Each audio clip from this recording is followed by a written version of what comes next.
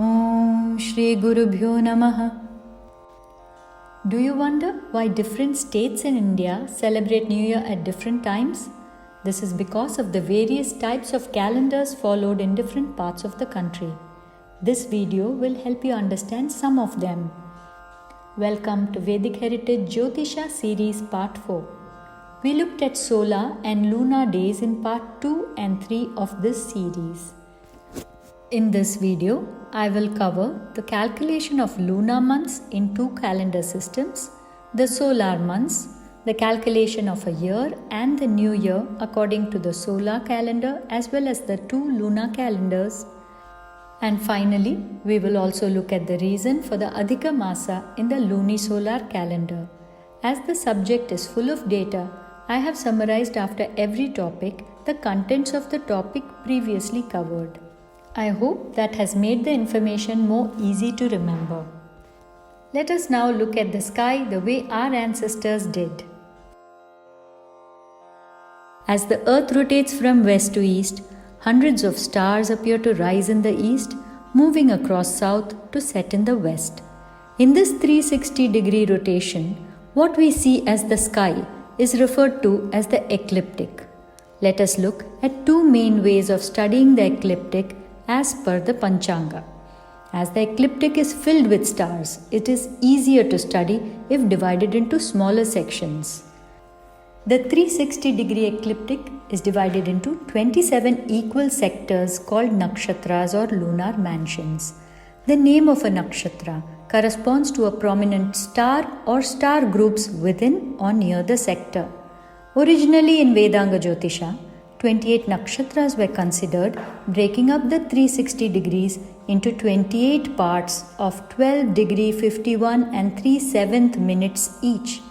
But in later times, to enable a simpler division of the 360 degree space, the nakshatra Abhijit was dropped and the remaining 27 nakshatras were considered, each occupying a clear 13 degrees and 20 minutes. When the moon traverses the ecliptic, it seems to pass through roughly 1 nakshatra per day. Therefore, the nakshatra where the moon is on any specific day is considered the nakshatra for the day. This movement of the moon is simply told through a story. Chandra, the moon god, was married to Prajapati Daksha's 27 daughters, but he favored only Rohini. For this, he was cursed by Daksha to lose his powers day by day. Shocked by this, his 27 wives approached Lord Shiva, who helped the moon regain his powers by converting the curse into a cycle of loss and gain, the Krishna Paksha when he loses his powers and Shukla Paksha when he regains them. In part 3, we saw that a lunar month is made up of 30 tithis, 15 tithis of Shukla Paksha and 15 of Krishna Paksha. This cycle constitutes a lunar month referred to as Masa. There are 12 such cycles in a lunar year.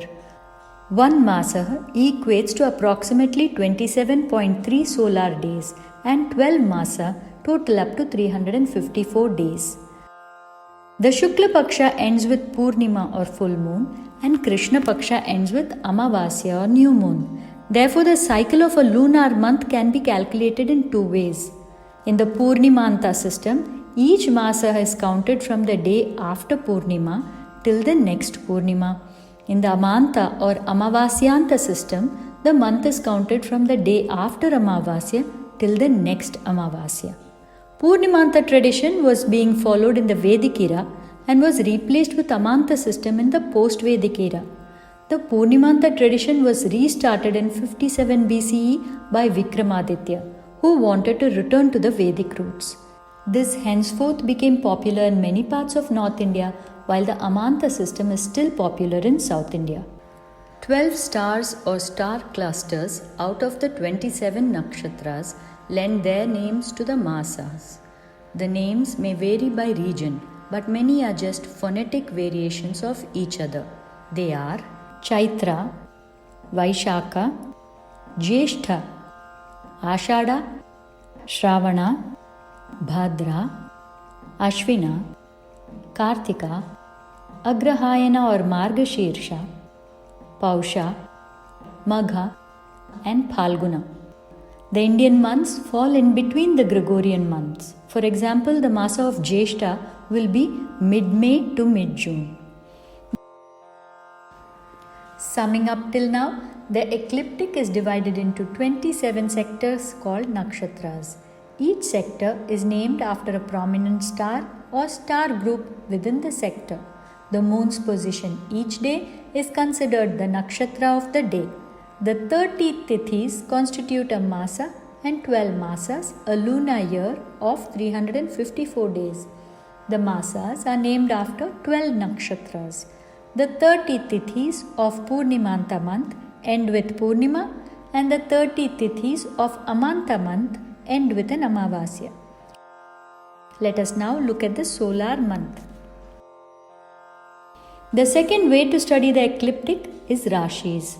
The 360-degree ecliptic is divided into 12 30-degree blocks called Rashis. 2 or 3 nakshatras fall within the 30-degree sections and are combined to denote one Rashi. The Rashis are named after the images formed by the star clusters within them. For example, the star group in the shape of a horned ram is thus named Mesha Rasi. Rashis are similar to the Gregorian zodiac signs.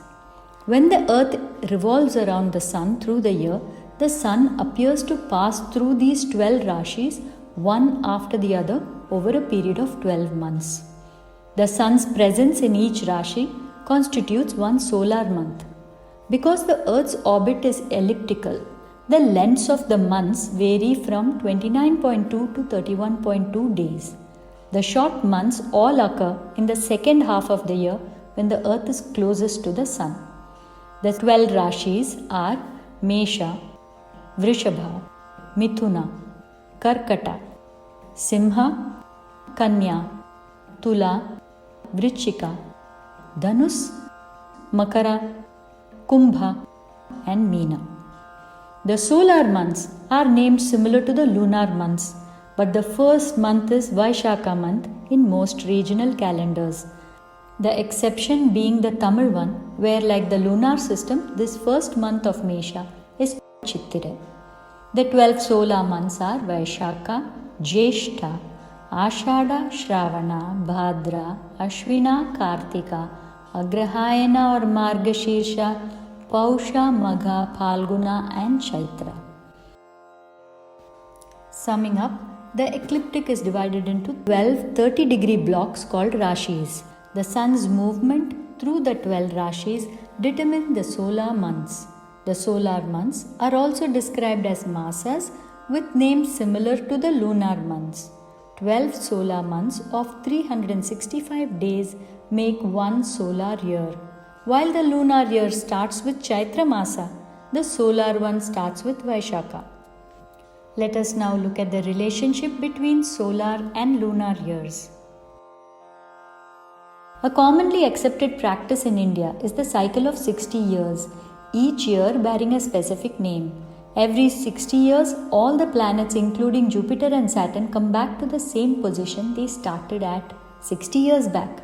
Therefore, an astrology forecast for the year 2020 will apply equally to the year 2080. The name for this year 2020, which began in March-April, is called Sharvari. A Varsha, Samvatsara or year begins at different times in different Indian calendars based on lunar or solar entry. Let us start with the solar entry year. The crossing of the sun into a Rashi is called a Sankramana. When the sun moves into Mesha Rasi, the Mesha Sankramana marks the beginning of a solar Varsha or a Sauramana Yugadi. This Sankramana occurs on 13th or 14th of April every year and is the date of the Nirayanam or the tropical spring equinox. Spring heralds the season of new beginnings, therefore the new year is fixed for this season. Starting from April 14th, the sun moves through each Rashi, marking one solar month, till Meena Rashi, marking the completion of one solar year in 365 days. The Sauramana Yugadi, solar new year, is celebrated in Kerala, Assam, Punjab, Tamil Nadu, Bengal, Mithila, Bihar, Odisha, Himachal, Haryana and Manipur. Another calculation of New Year is by the lunar entry. In the Manta system, the lunar month in which the Mesha Sankramana occurs is designated the first lunar month or Chaitra Masa, and the first day of the Shukla Paksha of Chaitra Masa is designated as the first day of the lunar new year, Chandramana Yugadi. It precedes the Sauramana Yugadi, but due to the difference in days between solar and lunar years, the date of the Chandramana Yugadi changes year on year. In the Purnimanta system, which has been followed from the Vedic times, the new year starts with the Kartika month, and hence it is also called the Kartikadi system. Chandramana Yugadi is celebrated in Andhra, Telangana, Karnataka, Maharashtra, Goa, Konkan, Sindh, UP, Uttarakhand, Jharkhand, Jammu, Kashmir and Manipur. We know that it is rare to see a month-long gap between the Pitra Paksha and Navratri, as we have seen in this year 2020. And this change in time also happens with Diwali and other festivals in some other years. So let us see the reason behind these changes.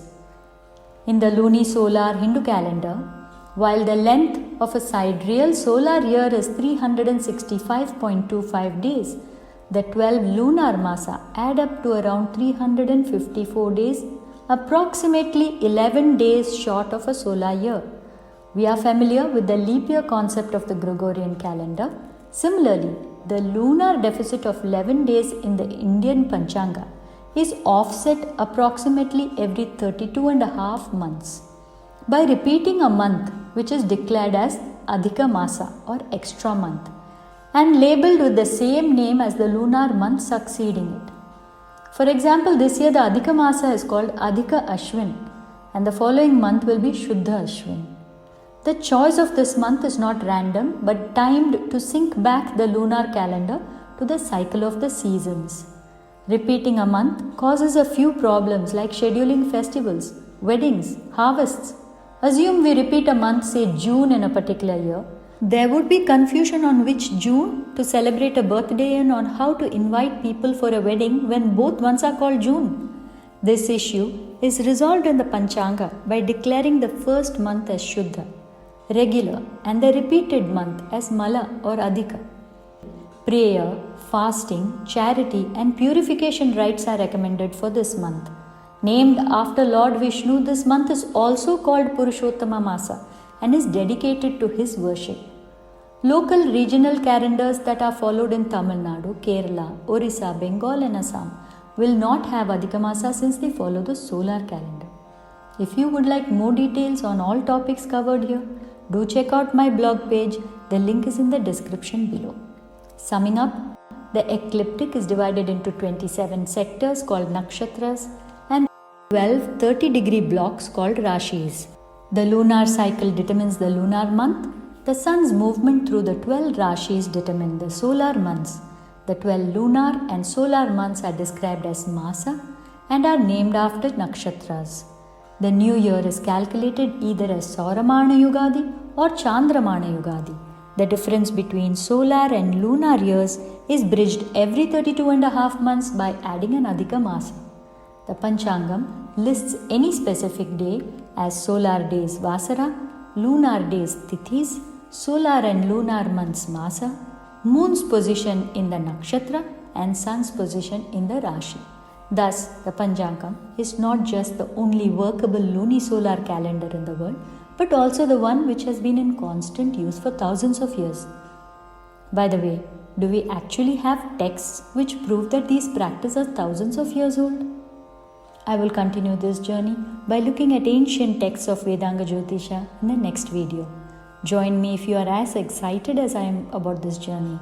Do subscribe, like and share. Thank you for watching. Harihi Om.